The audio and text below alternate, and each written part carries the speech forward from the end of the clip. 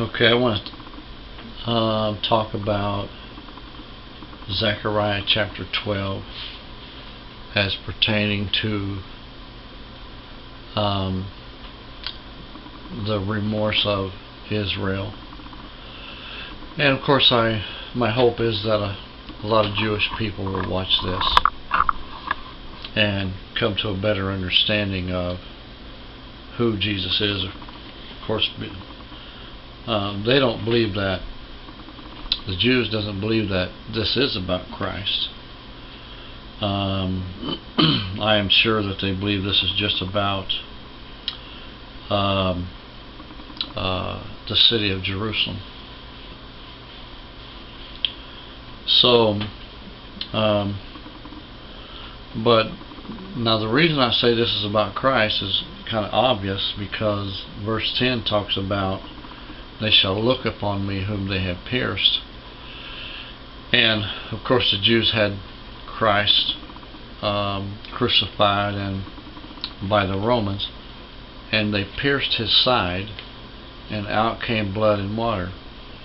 The significance with that is that blood and water came out and was a signification of death. And when that was present, it was a scientific evidence, a fact that was recorded in the Bible, that Christ had died on the cross. Okay, so and I want to talk a little bit about the book of Zachariah. The scholars say that it was written about 520 years before Christ actually came to the earth. So it was recorded well ahead of time, so that Christ would come. I mean, what manner of man would come and try to fulfill a prophecy of death? No man in his right mind, you know. And of Jesus, of course, was in his right mind, because of there's so much evidence here that he was one of the wisest men that ever lived. Some places even wiser than King Solomon, as the facts are shown. Extreme, more, you know, greatly, not just a little wiser, but Jesus was a lot wiser than King Solomon. And the Bible talks about how that Solomon was the wisest man that ever lived. So therefore we know that Jesus was not just a man, not just by that evidence, but many other evidences as well that also was recorded in the Bible.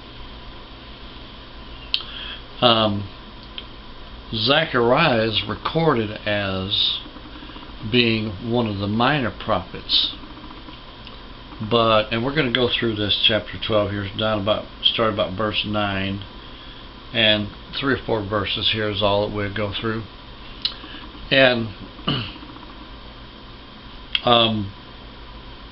as you'll be able to read here, this prophecy about Christ, it was not a minor thing that he did here. I believe with all my heart they have it wrong that Zachariah was not just a minor prophet. He was a major prophet. He was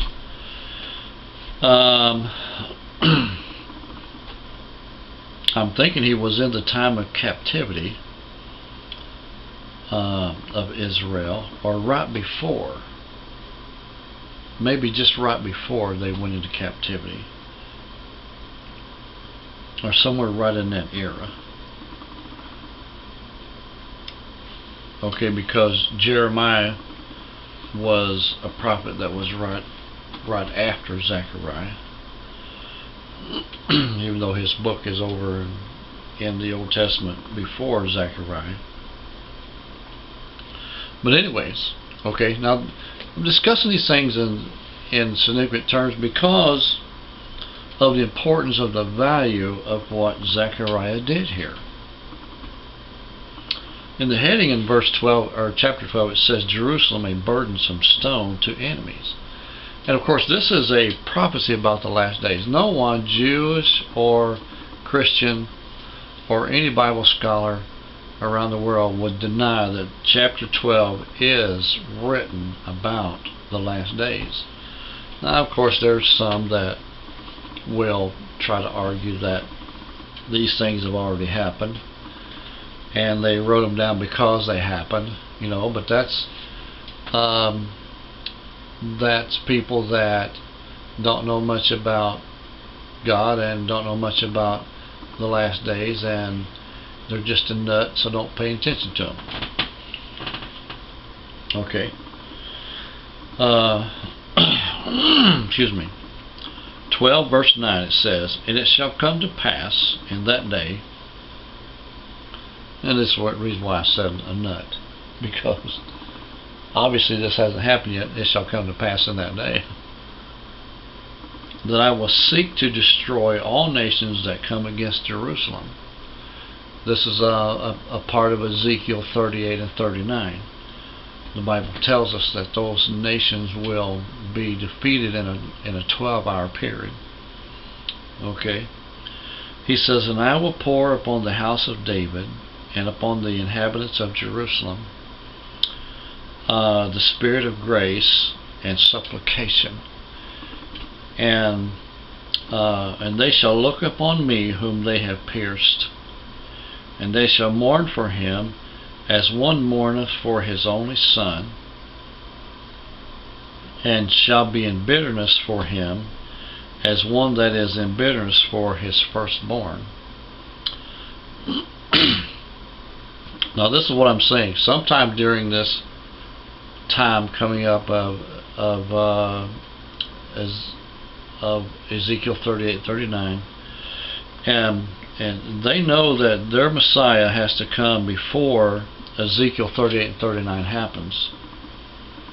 Now I'm not sure exactly how that, but according to this prophecy right here, because it says right there in verse 10, I will pour upon the house of David and upon the inhabitants of Jerusalem the spirit of grace and supplication. Okay, and they shall look upon me whom they have pierced. Okay, so, and somehow God's going to reveal that to them at that particular time, at the time of this war, when that is mentioned in verse 9, which is Ezekiel 38. Something about that war is going to signify to them that they have missed the Christ, and they'll go back and they'll look, and the only one that will even come close to fulfilling any of the prophecies, of course, will be Christ. And verse 11, "In that day shall there be a great mourning in Jerusalem, as got a couple names there, Hazaramon in the valley of Megiddon." Verse 12. Anyway, "And the land shall mourn every family apart, the house of David apart, and their wives apart, the families and of the house of Nathan apart, and their wives apart, the family of the house of Levi apart, and their wives apart, the family of Shimei apart, and their wives apart, all the families that remain, every family apart, and their wives apart." And it gives you the idea that they are in deep remorse. This is not going to be. See, the Jews have waited for Christ since probably Moses' day. Moses talked about it, prophesied of him.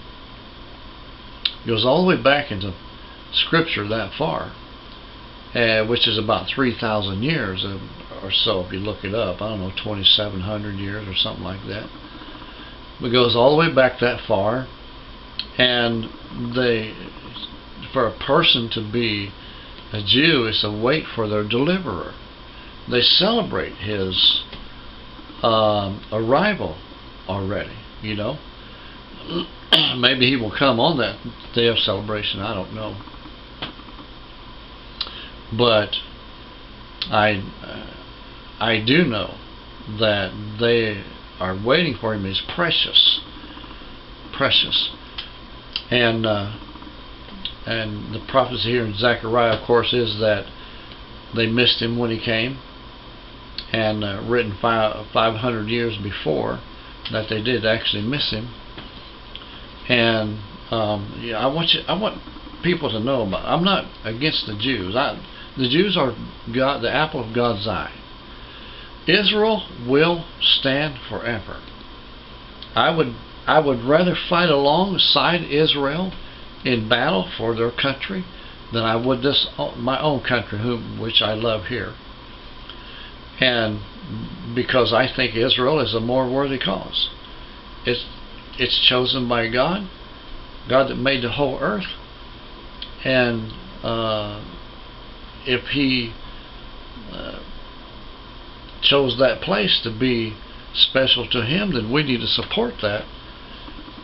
And I would never do anything to hurt the Jew in what they believe, because I believe that God will reveal to them in their time. I'm not going to go over there and move a ministry over there and start preaching to the Jews about Jesus, because there will be a time when Christ will do that. The Bible says right here, it talks about Luke chapter 10. It says, no man knows who the Son is but the Father, and the Father is but the Son, and to whomsoever the Son shall reveal him. Okay, so it ain't going to do you no good to go there and preach, because Jesus already said that it's His job to reveal those things to whomever He wants to know, and He's going to do it in His time, in His place. Now, yeah, if the Lord leads some of those to salvation before that time, to Christ, I'll be glad to talk to them, you know. But it's going to take them to bring up the subject. I just love to talk about the Lord around and to them, because I love being around God's people. I love being around those folks whom God has had His hand on for so many thousands of years. Chose from Abraham on down. Chose those children, held them up, caused them to be kings, and caused them to be rulers, and caused them to be great, and gave Solomon so much money that he could have bought the world one time, you know. The Lord it's like the Lord had all the money in one pile right there, and the dollar bill amount you could stack them up in $1 million bills and it would reach the moon. That's about how rich that he was. He could buy America out of their debt today and have money left over. That's something to think about, isn't it? Alright, God bless. Thanks for joining. We'll see you next time. Another great message right here across the Middle Ministry.